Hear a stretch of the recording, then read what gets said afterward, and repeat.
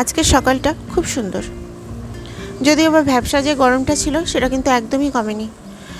ছাদে উঠলে যাও একটু হালকা পাতলা হাওয়া তো পাওয়া যাচ্ছে, কিন্তু নিচে নামলে সেই হাওয়াটা একদমই পাওয়া যায় না। গরম যেরকম ছিল সেরকমই আছে। তারপরেও আমি আজকে বলবো আজকে সকালটা খুব সুন্দর। শুধু যে আজকে সকালটা সুন্দর তা কিন্তু নয়, সকাল রোজ দিনই সুন্দর থাকে।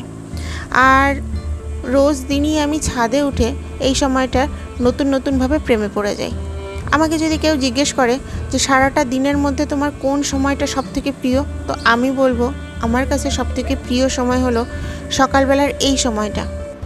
এখন সকালে এই 5টা 5 কি 10 বাজে, আর আজকেও আমি সকাল সকাল ঘুম থেকে উঠে পড়েছি। গুড মর্নিং এভরিওয়ান, প্রিয়াক্ষাই ব্লগসের একটি নতুন ব্লগে আপনাদের সবাইকে স্বাগত জানাচ্ছি। আমি প্রিয়াঙ্কা, আশা করছি আপনারা সবাই ভালো আছেন, আমরাও ভালো আছি। সকালবেলা ঘুম থেকে ওই তো আগেও বলেছিলাম আমি এরকম সময়টা আগে ঘুম থেকে উঠতাম না। আগে আমার ওই ঘুম থেকে উঠতে 8:30 9টা বেজে যেত। তবে সেটা বিয়ের অনেক আগের কথা। বিয়ের পরে এটা এরকম হয়নি যে দেরি করে ঘুম থেকে উঠেছি। আর পৃথ্বীবাবু হবার পরে বললে ভুল হবে, বিশেষ করে এই গরম পড়ার পরে এই বছর মানে 2024 সালে গরম পড়ার পর থেকে আমি এই সকালবেলাটা এই সময়টা ওঠার চেষ্টা করছি, আর এরকম সময়টা উঠছি। একদিন দুদিন যদিও বা একটু এদিক ওদিক হয়ে যাচ্ছে, আর মাঝে মাঝে তো আমি একদিন দুদিন নিজে ইচ্ছে করেই করছি। আর শীতের সময়টা ওই ঘুম থেকে উঠতে 6:30 7টা বাজতো। তবে এর থেকে লেট কোনো দিনই হয়নি পৃথ্বীবাবু হবার পর। তো এই সময়টা ঘুম থেকে ওঠার আরও একটা যেটা বড় কারণ থাকে, পৃথ্বীবাবু এই সময়টা ঘুমোয়, আর এই সময়টার মধ্যে আমি অনেক কাজ কমপ্লিট করে ফেলি। অনেক কাজ থাকে, বাড়িতে তো অনেক কাজ থাকে, সবারই থাকে, তো সেগুলো কমপ্লিট করে ফেলি। আর মায়ের কাজ থাকে হলো রান্না করা সারাদিনের মধ্যে।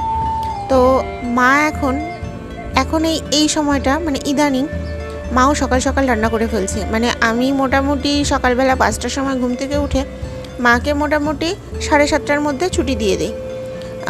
তারপর হলো মা রান্না করতে যায়, আর রান্না মানেই সকালবেলার ব্রেকফাস্ট করে।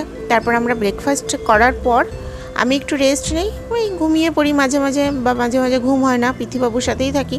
ও এই সময়টা ঘুমোয়। আর ও ঘুম থেকে ওঠার পর ওর ঘুম থেকে উঠতে পৃথ্বীবাবুর ঘুম থেকে উঠতে মোটামুটি 10টা 10:30 বেজেই যায়। আর তার মধ্যে মা রান্নাটা কমপ্লিট করে ফেলছে। রোজ দিন যে এরকম হয় তা কিন্তু নয়, কিন্তু ইদানিং মা এই কাজটা করার চেষ্টা করছে, তাড়াতাড়ি রান্না করে ফেলছে। আর এর সবথেকে বড় কারণ, আগে তো পৃথ্বীবাবুকে আমরা যে কোনো একজন ডাকতে পারতাম, যে একটা সময় আমি ডাকলাম বা একটা সময় মা ডাকলো, ওই সময়টা আমি কাজ করলাম, বা আমি যখন ডাকছি তখন মা কাজ করলো। এখন না সেটা একদমই হয়ে উঠছে না। এখন অন্ততপক্ষে আমাদের দুজনকেই ওর সাথে থাকতে হচ্ছে। একজন ওকে সামলানো মানে বিশাল মুশকিল হয়ে যাচ্ছে। আমরা দুজন মিলে হিমশিম খেয়ে যাচ্ছি, সেখানে একা তো অসম্ভব ব্যাপার। এখনই এরকম অবস্থা, জানি না সামনে কীরকম দিন আসছে। মানে এমন একটা অবস্থার মধ্যে এখন আছি যে নাওয়া খাওয়া ভুলতে বসেছে। শান্তি মতো ঘুম তো অনেক দিন আগেই বাদ পড়ে গেছে, যে একটা সময় একটু শান্তি মতো খাবো সেই সময়টাও আমি পাই না। একমাত্র রাত্রিবেলা ঘুমানোর পর একটু শান্তি করে রিল্যাক্সে বসি খেতে, তখন অন্ততপক্ষে একটা মাথার মধ্যে প্রেশার থাকে না, এই বুঝি ঘুম থেকে উঠে পড়লো, এই বুঝি পটি করে দিল, বা এই বুঝি কোনো একটা সমস্যা হলো, বা এই বুঝি ঘুম থেকে উঠেই আমাকে খুঁজবে। এইসব কোনো সমস্যা হয় না। রাত্রিবেলাটাও নিশ্চিন্তায় একবার ঘুমিয়ে পড়লে আর ওঠে না সহজে। তো ওই সময়টা অন্ততপক্ষে আমি রিল্যাক্সে একটু টাইম নিয়ে বসে মোবাইল ঘাঁটতে খাই। না হলে সারাটা দিনের মধ্যে অন্ততপক্ষে শান্তির খাওয়া ভুলে গেছি, শান্তির ঘুম ভুলে গেছি, নিজের দিকে তাকানো তো একদম ভুলতেই বসেছি। লাস্ট কবে নেল পলিশ পরেছিলাম হাতে সেটাই ভুলে গেছি, আর লাস্ট কবে লিপস্টিক পরেছিলাম, বা লাস্ট কবে নিজের একটু যত্ন নিয়েছিলাম সেটা ভুলে গেছি। তো আজকে এই যে আমাদের এই ফুল ফুটেছে, আর কিছু ফুল কেনা। কালকে আমি বাজারে গেছিলাম, তো অনেক দিন পর আজকে যেহেতু লক্ষ্মীবার, তো সেই কারণে কিছু ফুল কিনে নিয়ে আসলাম। আর তার সাথে পান, কলা, বেলপাতা, আমের পল্লব এগুলো ছিল। অনেক দিন পরে আজকে এগুলো ঘটে দিলাম। অনেক দিন পর, ওই যে বলেছিলাম না ফুলালি আসতো, তো সে এখন আসছে না, তো আর সে কারণে দেওয়াও হচ্ছে না। ওই ঘটের উপর এমনি পেতলের আমের পল্লব আছে, আর তার উপর একটা হরিতকি দিয়ে কোনো রকমের কাজ চালাচ্ছিলাম বৃহস্পতিবার দিন করে। তো কালকে সেই কারণেই আমি বেছে বেছে বাজারে গেছি আর বাজার থেকে এগুলো নিয়ে এসেছি। তো কালকে অনেক দিন পরেই আমি বাজারে গেছিলাম।